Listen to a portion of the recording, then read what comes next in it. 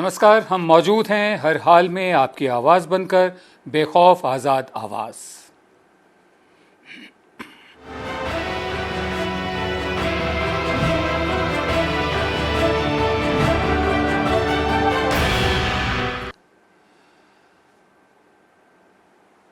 ऐसा लगता है देश में कोरोना की जो महामारी है वो बेकाबू हो गई है। लोग अपनी सेहत और अपने जो आर्थिक भविष्य है उसको लेकर खौफजदा हैं, डरे हुए हैं, भयभीत हैं। रोज़ की जो हम सुर्खियां पढ़ते हैं अखबारों में या टेलीविज़न न्यूज़ चैनल्स पर देखते हैं, यही बताती है कि आर्थिक संकट जो हमारा है वो गहरा होता जा रहा है। अब गौर कीजिए, ऐसे मौके पर सत्ताधारी पार्टी यानी बीजेपी, जिसे साल भर पहले देश की जनता भारी बहुमत से फिर सत्ता में लेकर आई थी, उसकी प्रायोरिटी क्या है, प्राथमिकता क्या है? वो राज्यों में दल बदल करवाकर राज्यसभा चुनाव में ज़्यादा से ज़्यादा सीटें जीतना चाहती है और राज्य सरकारों को गिराने की कोशिश में है। एक राज्य सरकार को गिराने की कोशिश में है और उसके नेता वोट मांगने की मुहिम पर उतर गए हैं। बीजेपी का ताज़ा निशाना है राजस्थान, जहां कांग्रेस की सरकार है, अशोक गहलोत मुख्यमंत्री हैं। राजस्थान के मुख्यमंत्री ने आरोप लगाया कि बीजेपी कांग्रेस के एमएलएज को तोड़ने के लिए 25 से 30 करोड़ रुपए तक की पेशकश कर रही है। गहलोत का ये भी कहना है कि बीजेपी ने बीते मार्च में जो मध्य प्रदेश में किया उसे वो राजस्थान में दोहराने की तैयारी कर रही है, क्योंकि बीजेपी का कहना है, उस दूसरी तरफ बीजेपी का कहना है कि अशोक गहलोत मुख्यमंत्री डरे हुए हैं क्योंकि कांग्रेस में ही आपसी झगड़े हैं, उनकी पार्टी के भीतर ही लोग टूटने को तैयार हैं, आपसी झगड़े हैं। राजस्थान में 19 जून को राज्यसभा के लिए चुनाव भी होना है। यहाँ की 3 में से 2 सीटें कांग्रेस को मिलने की संभावना है, जबकि एक सीट बीजेपी को एक सीट बीजेपी को जाने की संभावना है। कोशिश है कि ये कैलकुलेशन पलट जाए और बीजेपी को एक सीट ज़्यादा मिल जाए। एमएलएज बीजेपी के संपर्क में ना आ सके कांग्रेस के एमएलएज, इसलिए कांग्रेस अपने एमएलएज को जयपुर के शिव विलास रिजॉर्ट में ले गई है। बताया जाता है कि वहाँ सादी वर्दी में 50 से ज़्यादा पुलिस वाले तैनात किए गए हैं। मेरे साथ हैं मेरे सहयोगी गुरदीप सप्पल और जयपुर में हमारे रेजिडेंट एडिटर संजय बोहरा। आप दोनों का स्वागत है। संजय, मैं आपसे जानना चाहता हूं कि आपके पास इस वक्त ताज़ा खबर क्या है? देखिए, इस वक्त ये है कि आज शाम को 5 बजे सभी विधायकों को शिवविलास होटल में रिपोर्ट करने के लिए कहा गया है, क्योंकि कल जितने विधायकों को ले जाया गया था उनमें से कुछ विधायक वापस चले गए थे। उनका कहना था कि उनको पता नहीं था कि उनको होटल में जाना है, क्योंकि कहा यह गया था उनसे कि आप मुख्यमंत्री निवास पर आइए और वहाँ पे मुलाकात होगी। लेकिन वहाँ से बाद में उनको बस में भर के और शिवविलास रिसोर्ट ले जाया गया, जो कि दिल्ली रोड पर स्थित है और जयपुर से करीबन 50 किलोमीटर दूर है। तो कुछ विधायक गए थे, उनको कहा गया कि आप 5 बजे रिपोर्ट करें। आज वो 5 बजे वहाँ पर रिपोर्ट करेंगे और उसके बाद शाम को 7 बजे के करीबन मुख्यमंत्री गहलोत भी वहाँ जाएंगे और एक मीटिंग होने की संभावना है वहाँ पर। अगर अब तो 5:30 हो गए, खैर कोई अपडेट हो तो आप हमें ज़रूर दीजिए। मैं गुरदीप आपसे जानना चाहता हूँ, आपकी राय में अशोक गहलोत की सरकार फिलहाल कितनी महफूज है, कितनी सुरक्षित है?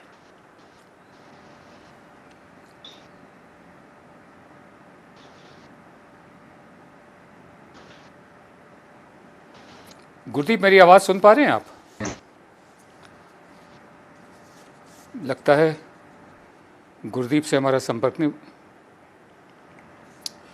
संजय, मैं आपके पास वापस आता हूं। इस वक्त आपकी राय क्या है कि अशोक गहलोत सरकार फिलहाल कितनी महफूज है, कितनी सुरक्षित है?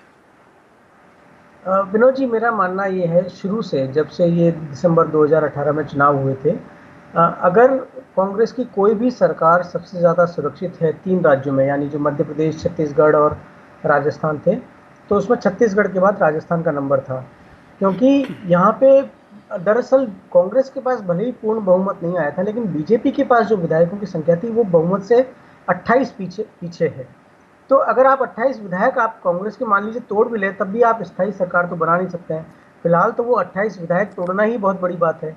और उसके बाद मुख्यमंत्री अशोक गहलोत ने काफ़ी प्रोएक्टिव काम किए। उन्होंने क्या किया कि बीएसपी जो थी, उन्होंने पिछली बार की तरह इस बार भी उसके 6 विधायकों को तोड़ के कांग्रेस में पार्टी का मर्ज करवा दिया। इसके अलावा जो राष्ट्रीय लोकतांत्रिक पार्टी है, आरएलडी, राष्ट्रीय लोकदल, अजीत सिंह की एक विधायक उनके हैं जो कि गहलोत सरकार में मंत्री हैं। असल में वो गहलोत के ही खास व्यक्ति हैं, क्योंकि जब गहलोत पिछली बार मुख्यमंत्री थे तो उनको Rajasthan board of secondary education का चेयरमैन बनाया गया था। तो कुल मिलाकर के इस वक्त जो कांग्रेस या हम कहें कि मुख्यमंत्री अशोक गहलोत के पास कम से कम 126-127 विधायकों का बहुमत है। ऐसे में बीजेपी के लिए आसान नहीं है, आसान क्या बल्कि मैं कहूंगा कि कांग्रेस की सरकार को राजस्थान में कोई खतरा नहीं है। जी बहुत बहुत धन्यवाद। मैं आपके पास दोबारा वापस आऊँगा। हम आगे बढ़ते हैं। विपक्ष की सरकारों को, जो विपक्ष ऑपोजिशन पार्टीज़ की सरकारें हैं जहाँ जहाँ, जैसे छत्तीसगढ़, राजस्थान और मध्य प्रदेश में थी, कर्नाटक में थी, इन सरकारों को ऑपरेशन लोटस जैसे तरीकों से गिराना बीजेपी के लिए कोई नई बात नहीं है। ऑपरेशन लोटस सबसे पहले कर्नाटक में हुआ, जहां कांग्रेस और जेडीएस एमएलए से इस्तीफा दिलवाकर सरकार गिराई गई। बहरहाल अगर बात सिर्फ कोरोना की करें, तब ये उम्मीद की जाती है कि कोरोना के इस वक्त में पार्टियां छोटे छोटे सियासी स्वार्थ को छोड़कर महामारी से लड़ने को तवज्जो देंगी। इस दौर में भी मध्य प्रदेश में कमलनाथ सरकार को गिराया गया। इसके लिए भी वही ऑपरेशन लोटस जैसा तरीका अपनाया गया, खरीद लो। और वो लोग बिकने को तैयार भी हो गए। जनादेश का पूरी तरह से अपमान करते हुए लोगों ने उन्हें कांग्रेस के सिंबल पर चुना था, उन्होंने उसका भी अपमान किया। बहरहाल इसी दौर में अभी कुछ दिन पहले की बात है कि महाराष्ट्र में उद्धव ठाकरे सरकार को भी डिस्टेबलाइज करने की कोशिश हुई थी। पिछले हफ्ते गुजरात में 3 विधायक कांग्रेस के इस्तीफे की वजह से खबरों में रहे। असल में मार्च में राज्यसभा चुनाव का ऐलान होने के बाद से कुल 8 कांग्रेस विधायक विधानसभा से इस्तीफा दे चुके हैं, जिसमें गुजरात में गणित जो है वो बीजेपी के फेवर में जाता दिख रहा है। गुरदीप हमारे साथ जुड़ गए हैं। गुरदीप, एक लॉजिक ये है कि कांग्रेस खुद अपने विधायकों को संभाल कर नहीं रख पाती है, और राजस्थान बीजेपी के नेता भी यही कह रहे हैं कि कांग्रेस को खतरा उसके अंदरूनी झगड़ों से है। आपको इस लॉजिक में कितना दम नजर आता है? ये बात तो सच है कि कांग्रेस के विधायक बिकने के लिए तैयार हैं। जो प्रलोभन दिया जा रहा है 15 करोड़, 25 करोड़, 30 करोड़, 35 करोड़, आजकल ये बहुत आम बात हो गई है। और इस प्रलोभन में आम तौर पर बहुत सारे विधायक अलग अलग राज्यों में फंसे भी हैं, चाहे कर्नाटक हो, चाहे मध्य प्रदेश हो, चाहे गुजरात हो या चाहे राजस्थान हो। लेकिन सवाल सिर्फ यहाँ तक नहीं है। लोकतंत्र में ये जरूरी नहीं कि कोई बिकने को तैयार है तो उसका खरीदार होना ही चाहिए। सरकारें बनती हैं, सरकारों का काम है जनता के लिए काम करना। सिर्फ सत्ता एंजॉय करने के लिए सरकार नहीं बनाई जाती है। आज की तारीख में जब महामारी है देश के अंदर, आज की तारीख में जब आर्थिक स्थिति इतनी बुरी हो चुकी है, तो ऐसे में अगर कांग्रेस के अंदर दिक्कत है भी, तो उस दिक्कत में अपना फायदा उठाने वाली बीजेपी पार्टी, वो देश की सत्ताधारी पार्टी है, वो पूरे देश को चला रही है, उसको इससे बचना चाहिए। क्योंकि आज की तारीख में अगर आप प्रधानमंत्री की कोई भी आलोचना करें तो बीजेपी के जो समर्थक है सबसे पहले क्या कहते हैं जी पीएम का साथ देना चाहिए। वो चुने हुए पीएम है, उनका काम है देश की सेवा करना, देश को रास्ता दिखाना। तो सीएम भी चुने हुए हैं, सीएम का भी साथ देना बहुत जरूरी है। सीएम को भी उतनी ही जरूरी, क्योंकि आज अगर अशोक गहलोत या कोई और मुख्यमंत्री उनकी जगह हो, अगर ममता बनर्जी हो, अगर वो अपनी पूरी एनर्जी को राजनीतिक लड़ाई की तरफ डाइवर्ट कर रहे हैं, तो इसमें जो कोरोना के खिलाफ उनकी लड़ाई है वो कमजोर पड़ रही है। और इसमें आम आदमी पिस रहा है। इस वक्त इशू ये नहीं है कि कौन बिकना चाहता है और कौन खरीदार है।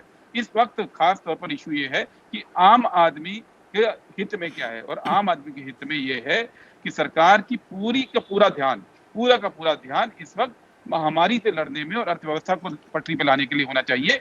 ये खरीद फरोख्त, सत्ता का खेल, ये बाद में भी हो सकता है। जी संजय, मैं आपसे जानना चाहता हूं कि जैसा गुरदीप भी कह रहे हैं कि सरकार का ध्यान इस वक्त महामारी पर होना चाहिए था, लेकिन अब अपनी ही सरकार को बचाने में उसकी एनर्जीज उस तरफ जाएंगी। मैं ये जानना चाहता हूँ कि जब सरकार अपने को बचाने की जद्दोजहद में लग गई है, इसका कोरोना से लड़ाई पर कितना असर पड़ सकता है? आप वहाँ के तंत्र से वाकिफ हैं, कितना असर पड़ सकता है? देखिए, असर तो जाहिर तौर पर पड़ेगा कि जब आपके रेवेन्यू के सोर्सेज ड्राई अप हो गए, ज़रूरत इस बात की है कि आप इकोनॉमिक एक्टिविटीज़ को रिवाइव करने पर ध्यान दें। और ख़ासकर राजस्थान जैसे स्टेट में, जो कि हर दूसरे साल अकाल जैसे संकट से जूझता है, जहाँ पर पानी का कोई स्रोत नहीं है। आप देखिए इस वक्त ये गर्मी का मौसम है और यहाँ पर बारिश की वजह से नहीं होने की वजह से यहाँ पे आधे से ज़्यादा बांध सूखे हुए हैं। पानी सप्लाई टैंकरों से होनी है। कई शहर ऐसे हैं जहाँ पे कि हफ्ता 10 दिन में पानी की सप्लाई हो रही है। तो सरकार का ध्यान इन चीज़ों पर होना चाहिए ना। लेकिन अगर उसके तमाम जो मंत्री विधायक या जो हैं वो अगर इस बात में लग जाए कि एक जगह पे इकट्ठा होकर के कि हमको किसी तरह सरकार को बचाना है, तो ये कौन करेगा? आखिर जनता की जो समस्या है इस गर्मी के मौसम में, अगर विधायक क्षेत्र में नहीं जाएगा और मंत्री अपना दफ्तर नहीं संभालेगा, तो आखिर कैसे जनता की समस्या को सुलझाया जा सकेगा? जी संजय, हम आगे बढ़ते हैं। महामारी बढ़ रही है, लेकिन बीजेपी को ऐसा लगता है फिक्र नहीं है। उसकी चुनावी मुहिम शुरू हो गई है। गृह मंत्री अमित शाह बिहार, उड़ीसा और पश्चिम बंगाल में वर्चुअल रैली कर रहे हैं, जिस पर अनुमानित करोड़ों रुपए खर्च हो रहे हैं। रैलियों में उनके भाषण भी पूरी तरह से सियासी हैं। गुरदीप, आखिर में जानना चाहूँगा, ये बताइए कि बीजेपी इतना बेफिक्र होकर ऐसे मौके पर ऐसी मुहिम कैसे चला लेती है? क्या उसे परवाह नहीं कि लोग नाराज हो जाएंगे? विनोद जी, लोगों की नाराजगी जो है वो ज्यादातर सूचना से जुड़ी है। बीजेपी ने क्या किया है, पिछले कुछ सालों पे सूचना के पूरे तंत्र पे इतना जबरदस्त कंट्रोल कर लिया है कि लोगों को वही बात दिखती है जो बीजेपी के लोग दिखाना चाहते हैं। और इस सूचना तंत्र पे कंट्रोल की वजह से वो कॉन्फिडेंट हैं कि वो प्रोपेगेंडा को अपने हित में निर्धारित कर पाएंगे। और इसमें उनको जो सोशल मीडिया का स्ट्रक्चर है, इसमें जो सोशल मीडिया की कंपनियां डिजाइन हुई हैं, जो एल्गोरिथम उनके बने हैं, वो उसमें खास बात ये होती है कि मान लीजिए मैं हूं और मैं सोशल मीडिया पे जाता हूं, तो मुझे वही खबरें ज्यादा दिखाई दे जाएंगी जो खबरों में मेरी रुचि है। तो जिन लोगों की बीजेपी में रुचि है, जो लोग बीजेपी के सिंपैथाइजर हैं, सोशल मीडिया उनको बीजेपी का ही पक्ष दिखाएगा, उनको बीजेपी की ही बातें दिखाएगा। और इसमें उनके पास रिसोर्सेज, उनके पास पैसा भी बहुत है अपनी बात को पहुंचाने के लिए। और इसी दम पे लगातार ये कॉन्फिडेंस है, और ये सही कॉन्फिडेंस है उनका, क्योंकि लगातार हमने देखा है कि जमीन पे कुछ भी होता रहे, लोग कितने भी मुश्किल में हो, लेकिन जो प्रोपेगेंडा है वो बीजेपी का उन पर चलता है। सूचना पे पूरा कंट्रोल, मीडिया पे पूरा कंट्रोल, सोशल मीडिया पे पूरे कंट्रोल के मार्फत ये वो कर पा रहे हैं। जी संजय, आखिरी सवाल मैं आपसे जानना चाहता हूं कि जो पहले का असेसमेंट था, अनुमान था कि कांग्रेस 2 सीटें जीत पाएगी राज्यसभा की, क्या अब भी आपके मुताबिक लगता है कि दोनों सीटें जीत पाएंगी? विनोद जी, दरअसल राजस्थान में ये जो भी संघर्ष है जिसको हम कहा जा रहा है, ये इस बात का नहीं है कि बीजेपी एक सीट और एक्स्ट्रा निकाल लेगी या कांग्रेस जो है वो बचा ले अपनी 2 सीटें। इसमें कोई दो राय नहीं है कि कांग्रेस बड़े आराम से 2 सीटें जीत जाएगी। लेकिन क्या है कि एक परसेप्शन होता है, और उस परसेप्शन में अगर आप एक भी विधायक जो कांग्रेस का समर्थक है या जिसको कहा जाता है कि वो मुख्यमंत्री अशोक गहलोत के खेमे का है, यदि एक विधायक की भी क्रॉस वोटिंग हो जाती है, तो ये एक तरह से सत्ताधारी पार्टी के लिए और चीफ मिनिस्टर के लिए एक एम्बेरसमेंट की स्थिति बन जाती है। तो बीजेपी सिर्फ इसी कोशिश में है, वरना मुझे इस बात में कोई संदेह नजर नहीं आता कि कांग्रेस बड़े आराम से 2 सीटें जीत जाएगी। जी, बहरहाल जैसे हमने पहले कहा कि इस वक्त सारा ध्यान कोरोना पर होना चाहिए, अर्थव्यवस्था पर होना चाहिए, लेकिन लोग अपने अपने ऐसा लगता है कि सरकार के जो मंत्री हैं उन इदारों में वापस चले गए हैं जहाँ उनको अच्छा लगता है। प्रधानमंत्री विदेश नीति के बारे में बात करेंगे, गृह मंत्री इलेक्शनियरिंग करेंगे, और जो चीन के साथ जो वहाँ हो रहा है उसकी जानकारी लोगों को नहीं आ रही है। बहरहाल हम उम्मीद करते हैं कि सद्बुद्धि आएगी सबको, और इस वक्त जो प्रायोरिटी है वो है महामारी से लड़ना और अर्थव्यवस्था को खड़ा करना। हम लेंगे ब्रेक के बाद हाजिर होते हैं। आप देख रहे हैं विनोद दुआ लाइव।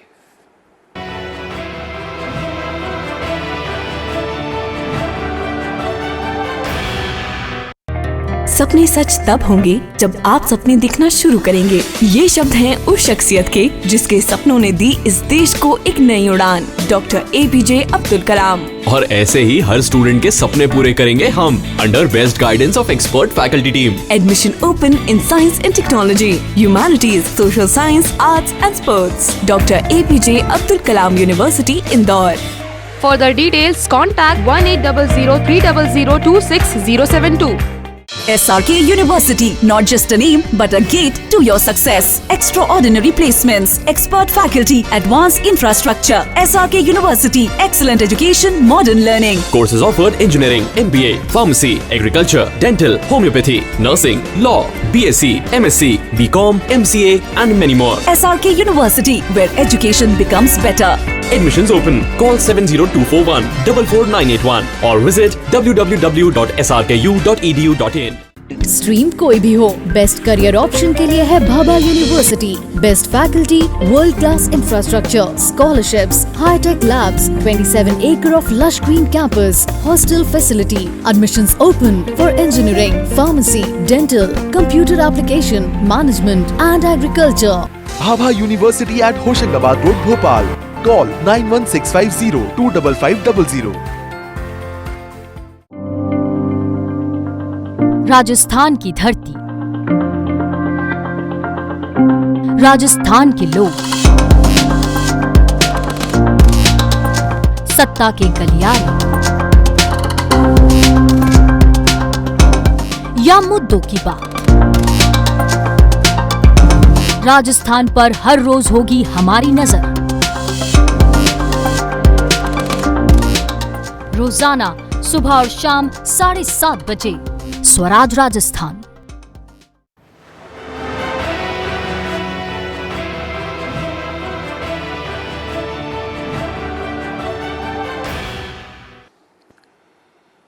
आप देख रहे हैं विनोद दुआ लाइव। अब हम दूसरे विषय पर आते हैं। हम बात करेंगे माइग्रेंट लेबरर्स की, प्रवासी मजदूरों की, जिनके दुख दर्द की कहानियां दुनिया भर में चर्चित हो चुकी हैं, देखी जा रही हैं, उन पर कमेंट्स आ रहे हैं और दुनिया की निगाह में ये बात पूरी तरह आ गई है कि बहुत बड़ा माइग्रेशन हुआ है। लॉकडाउन जो अचानक अनाउंस कर दिया गया था 4 घंटे के नोटिस पर, उसकी वजह से सारा माइग्रेशन शुरू हो चुका है। लॉकडाउन लागू होने के साथ ही लाखों मजदूर अपने अपने गाँव की तरफ पैदल ही चल निकले थे, क्योंकि सरकार की तरफ से इंतजाम नहीं थे। लेकिन अब खबर यह है कि उनमें से बहुत से मजदूरों को फिर से वापस आना शुरू कर रहे हैं। बहुत से मजदूर अब रिवर्स माइग्रेशन हो रहा है, यानी वो काम की तलाश में वापस अपने घरों से आ रहे हैं। वजह यह है कि गांव में उनके पास करने के लिए ज़्यादा कुछ नहीं था। ऐसे में रोजी रोटी कैसे चलेगी, तो फिर वे उन्हीं शहरों या राज्यों की तरफ जा रहे हैं जहां से वो वापस गए थे। बिहार से दोबारा माइग्रेशन, ये जो रिवर्स माइग्रेशन है, बिहार से दोबारा माइग्रेशन शुरू होने की खबर पिछले महीने यानी मई में मिलने लगी थी। बिहार के उप मुख्यमंत्री जो हैं बीजेपी के सुशील मोदी ने तब कहा था कि बिहार में मजदूरी 300 रुपये मिलती है, जबकि तेलंगाना में ये 1200 रुपये तक है, इसलिए मजदूर वहाँ जाना चाहते हैं। मेरे साथ हैं वरिष्ठ पत्रकार और मेरे सहयोगी नवेंदु सिन्हा। आप पटना से हमारे साथ जुड़ रहे हैं।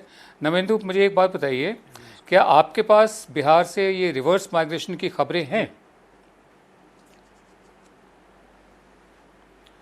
ये अभी तो पुष्ट तौर पर नहीं सामने आई है। ये जो शुरू में जो घटना घटी थी कि जो बंगलोर से, आंध्रा से और तमिलनाडु से जो मजदूर चले थे और फिर उन्हें आंध्रा वाले मामले में और कर्नाटक के मामले में ख़ास तौर पे जो बिल्डर्स लॉबी जीती थी, उसने जो है कुछ मजदूरों को वापसी की रिक्वेस्ट की थी और सुशील मोदी डिप्टी सीएम जो हैं, उनकी सरकार ने बजाबते जो है इसका बंदोबस्त किया था और ट्रेनें जो हैं लौटा दी गई थी। उसके बाद से अब जो मजदूरों का आना ही अभी जारी है और उस लिहाज से कहें तो अभी तक लगभग जो है 22 लाख प्रवासी श्रमिक जो है वो बिहार आ चुके हैं, जो सरकार का आंकड़ा है अगर उसकी बात करें तो अभी तो आना ही जारी है और रोज़ दिन ट्रेनें आ रही हैं बाहर से और आज भी ट्रेनें आई हैं। तो 2-3 ट्रेनें तो पटना में आती हैं, बाकी बिहार के विभिन्न स्टेशनों पर।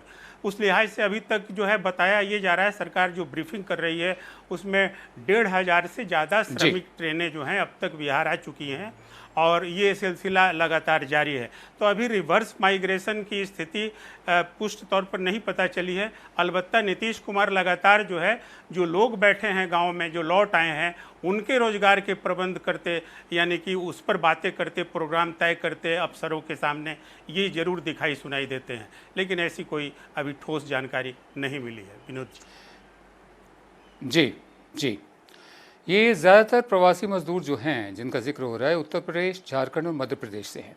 ये वो राज्य हैं जो विकास के पैमाने पर पिछड़े हुए हैं, वहाँ गरीबी ज़्यादा है, इसलिए कमाने के लिए वहाँ से मजदूरों का दूसरे राज्यों में जाना बहुत ज़रूरी है। दूसरी तरफ गुजरात, पंजाब, हरियाणा, दक्षिणी राज्य और महानगर हैं, बड़े बड़े शहर हैं, जहाँ रोज़गार मिलने की संभावना काफ़ी रहती है। जैसा कि सुशील मोदी ने कहा था, वहाँ मजदूरी के रेट भी ज़्यादा है। अभी हाल ही में सुप्रीम कोर्ट ने माइग्रेंट लेबर्स के बारे में राज्य सरकारों को कई ऑर्डर्स दिए थे। उनमें यह भी था कि सरकार इन मजदूरों के लिए रोज़गार का इंतज़ाम करें। मुझे एक बात बताइए, आपने अभी जिक्र किया कि नीतीश कुमार कुछ इंतज़ाम कर रहे हैं, क्या इंतज़ाम कर रहे हैं और सुप्रीम कोर्ट के आदेश के अनुसार कहाँ कहाँ? मनरेगा का तो हम जानते हैं, उसके अलावा और क्या क्या इंतज़ाम कर रहे हैं? जी विनोद जी, देखिए, मनरेगा को लेकर के मानव दिवस सृजित किए गए हैं। तो जो सरकार कह रही है कि ऐसे उसने 12 लाख मानव दिवस जो है सृजित किए हैं, और उसमें जो स्थानीय मजदूर यानी पहले से जो बिहारी मजदूर हैं जो डेली दिहाड़ी के वो काम कर रहे हैं, लेकिन प्रवासी श्रमिकों को भी उसमें काम दिया गया है। दूसरा क्या है कि जो संभावनाएं हैं, दरअसल देखिए है चैलेंजिंग बिहार के लिए। बातें सरकार तो रोज़ कर रही है, ब्रीफिंग रोज़ होती है, ब्रीफिंग यह भी होती रही कि इतने लोगों का राशन कार्ड बन जाएगा, जिनका राशन कार्ड नहीं है उनका भी बन जाएगा, लेकिन अभी तक नए राशन कार्ड बने नहीं। ब्रीफिंग ये भी होती रही कि तमाम जो है वो घरों की स्क्रीनिंग हो जाएगी, कोरोना जो आइसोलेशन वार्ड और क्वारंटाइन वार्ड में जो लोग अपना समय बिताकर घर जा रहे हैं उनकी बजाबते मैपिंग की जाएगी, वो भी नहीं हुआ। तो चैलेंज है। देखिए बिहार में चैलेंज रोजगार का, बात तो जरूर रोजगार की कर रही है सरकार, इसलिए कर रही है कि अब चुनाव भी है। तो ऐसे में जो इतने सारे लोग आ गए हैं, अगर 25 लाख प्रवासी श्रमिक लौट आए हैं, 21 लाख उसमें ट्रेन से लौटे हैं, बाकी जो है 3-3.5 लाख लगभग जो है वो पैदल चलकर और विभिन्न अपने सोर्सेज से बिहार लौटे हैं। तो 25 लाख की आबादी तो बेरोजगारों की ऐसे ही बढ़ गई है बिहार में। वैसे ही पहले से जो है अगर देश का आंकड़ा लें तो 8वें नंबर पर बेरोजगारी के मामले में बिहार आता है, और 10% लोग ही यहाँ सिर्फ नौकरीशुदा हैं, बाकी 52% लोग जो है स्वरोजगार करते हैं। तो अब सरकार ने जोर दिया है कि स्वरोजगार किया जाए, और इसके लिए बजाते एक ऐप डेवलप करने की बात हुई है। सरकार एक ऐप डेवलप कर रही है जिसमें कि वो स्किल के अनुसार जो है मजदूर अपना रजिस्ट्रेशन कराएंगे और उस हिसाब से उनका रोजगार देने की होगी तो स्थिति रोजगार दिया जाएगा, और स्वरोजगार की स्थिति होगी तो उसका प्रबंध किया जाएगा। विनोद जी, इसके लिए दरअसल सरकार ने एक औद्योगिक नीति जो है प्रोत्साहन नीति 2016 में जो बनी थी, उसको फिर से उसमें संशोधन करने का प्रस्ताव किया है कि उसको संशोधन करके और जो विभाग हैं, जो डिपार्टमेंट हैं, जो जहां उद्योग चलते हैं, तो उद्योगों को नए सिरे से खड़ा किया जाए, और साथ ही साथ उसमें जो अन्य स्कीम है उन स्कीमों में भी लोगों को लगाया जाए। तो ये सारा कुछ जो है एक ऐसा ड्रीम है या फिर ऐसी योजना है जिसको पता नहीं लागू होते होते कितने साल महीने बीत जाएं और शायद तब तक चुनाव हो जाए। ऐसे में जो अभी प्रवासी मजदूर जो आए हैं उनके सामने फौरी तौर पर समस्या है कि क्वारंटाइन सेंटर से बाहर जो लौट के वो घर पर जा रहे हैं, तो फिर अब रोजी रोटी का सवाल पैदा हो रहा है। ऐसे में रिवर्स माइग्रेशन हो तो ये कोई बड़ी बात नहीं, और सरकार शायद अंदर से चाहती भी है कि रिवर्स माइग्रेशन हो तो होने दिया जाए, रोका नहीं जाएगा, लेकिन अपनी एक छवि बचाने के लिए और चुनाव है, सरकार कह रही है कि सारे मजदूरों को रोजगार दिया जाएगा। जी नवेंदु, मैं आपके पास वापस आऊँगा। हम आपको बता दें कि पिछड़े हुए राज्यों से मजदूरों का मतलब दूसरे जगहों पर जाना एक पुरानी समस्या है। पहले सिर्फ कलकत्ता की तरफ जाते थे, लेकिन अब नीचे डाउन साउथ दक्षिण भारतीय राज्यों तक जाना शुरू हो गए हैं, और ये एक अचानक नहीं है। आपने गौर किया होगा कि जब जब भी एनडीए की सरकार आई है, रेल मंत्रालय हमेशा उसके पास गया है जो बिहार से हो। एक दफ़े ममता बनर्जी के पास था, बाकी रामविलास पासवान हों, चाहे नीतीश कुमार हों, चाहे लालू यादव हों, रेल मंत्रालय बिहार वालों के पास रहता, ताकि लॉन्ग डिस्टेंस ट्रेन वहीं से चलती है, पटना से ज़्यादा चलती हैं। बहरहाल 2005 में जब मनरेगा लागू हुआ तो पलायन में कमी आई थी, माइग्रेशन में कमी आई थी। इसे माइग्रेशन रोकने का एक कारगर तरीका माना गया था। माइग्रेशन पर जो लोग काम करते हैं, जो एक्सपर्ट्स हैं, उनका कहना है कि मनरेगा के तहत 200 दिन का काम मिलने की गारंटी होती, पीडीएस सिस्टम से ठीक अनाज मिलता और लौटे हुए मजदूरों को कोरोना से बचाने के लिए कारगर तरीके लिए गए होते, तो शायद इतनी जल्दी जहां वापसी की खबरें आ रही कि वापस उन शहरों में जाना चाह रहे हैं, मजबूर नहीं होते। पंजाब में तो उनका स्वागत बसें भेजी गई, और अभी भी बिहार में पंजाब की बसें जा रही हैं। जब वो वापस आए पंजाब तो उनका स्वागत किया गया, उनको फूलों के हार पहनाए गए और बैंड वगैरह बजाए गए, ऐसी खबरें आई हैं। बहरहाल तमाम रिपोर्ट्स बताती हैं कि मतलब कारगर तरीके नहीं अपनाए गए। मेरा आखिरी सवाल नवेंदु, मैं आपसे जानना चाहूँगा, बिहार में खासकर माइग्रेशन रोकने का स्थायी परमानेंट सोल्यूशन, स्थायी हल क्या है?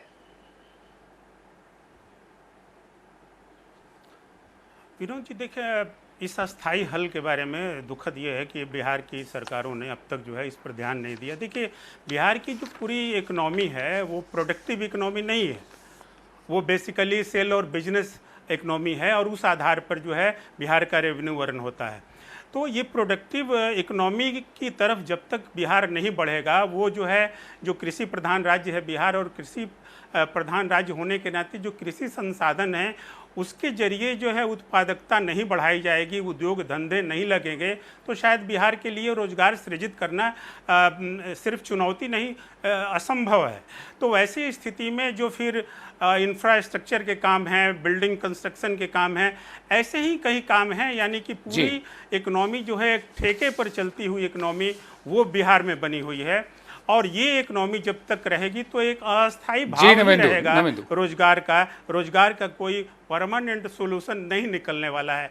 तो सरकार को इस दिशा में काम करना चाहिए, लेकिन अभी जी नवेंदु, बहुत बहुत धन्यवाद। तो उसमें सरकार जो है फिलहाल अभी पैबंद ही जड़ रही है।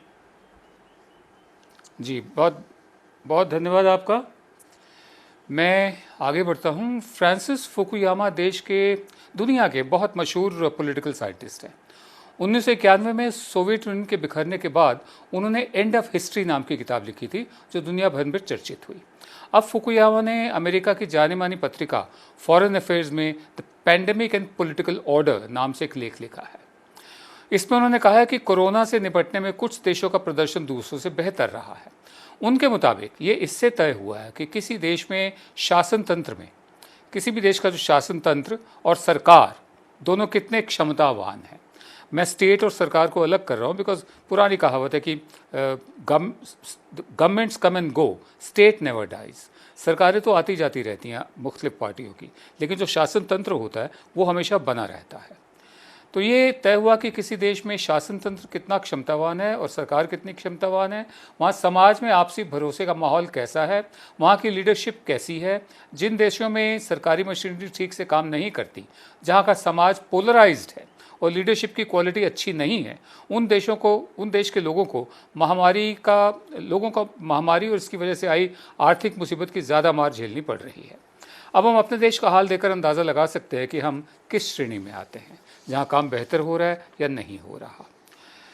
फुकुयामा ने यह भी कहा है कि कई देशों में सरकारों ने सांप्रदायिक तनाव फैलाकर और सामाजिक सद्भाव की अनदेखी करके इरादतन हालात बिगाड़े हैं। जाहिर है जिन देशों में ऐसी सरकारें हैं, वहाँ के लोग सिर्फ अपनी किस्मत को दोष देने के अलावा और कुछ नहीं कर सकते, क्योंकि वो मजबूर हैं। आप देख रहे थे विनोद दुआ लाइव। सोमवार रात को आपसे फिर मुलाकात होगी, तब तक के लिए इजाज़त दीजिए। नमस्कार।